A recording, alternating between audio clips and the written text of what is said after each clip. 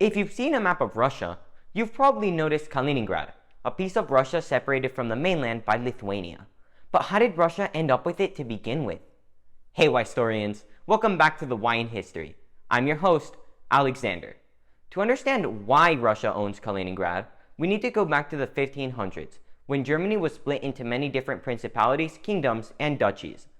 Only one of these, the Duchy of Prussia, which is entirely unrelated to Russia, really matters to this story. From 1525 onwards, Russia controlled what is now Kaliningrad, and Prussia's capital, Königsberg, was a vibrant multicultural city. However, Prussia wasn't exactly independent, as it was a fief to the King of Poland. In 1618, the Duchy of Prussia entered into a personal union with one of the German principalities, the Margrave of Brandenburg, when the Prussian Duke wasn't able to produce an heir. As a result, Brandenburg's ruler became the ruler of Prussia. However, Brandenburg and Prussia were still separate entities. After the signing of the Treaty of Bromberg in 1657, Prussia was released from its duties to the Polish crown. Throughout all of this, Brandenburg was still part of the Holy Roman Empire. I won't go into too much detail, but inside the Holy Roman Empire, only the Emperor and the King of Bohemia could use the title of king, which is a higher rank than Prince Elector, the title the ruler of Brandenburg held. But Prussia wasn't inside the Holy Roman Empire, and Frederick III, who was Prince Elector of Brandenburg from 1688 onwards, realized this in 1701. To hold the title of king, he merged Brandenburg and Prussia to create the Kingdom of Prussia, becoming King Frederick I. Brandenburg's capital, Berlin, was chosen as the new capital of the kingdom. For administrative purposes, the defunct Duchy of Prussia was reorganized into the province of Prussia within the kingdom, with Königsberg as its capital.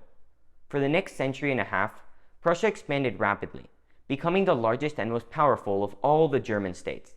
However, in 1758, as part of the 7 Years' War, Russia occupied the province of Prussia, including Königsberg. And no, Russia didn't do this because Prussia stole its name. Surprisingly, Russia returned what it had taken from Prussia in 1762, choosing to ally with Prussia instead of being enemies with it. 11 years later, the province of Prussia was renamed East Prussia, making this video a lot less confusing.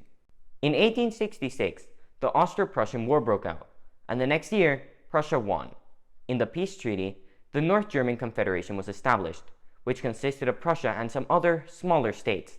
Its chancellor, Otto von Bismarck, wanted to unify all the German states, and he felt that would happen if they all fought a defensive war against France. In 1870, he put his plan into action, and by January 1871, the German Empire was created.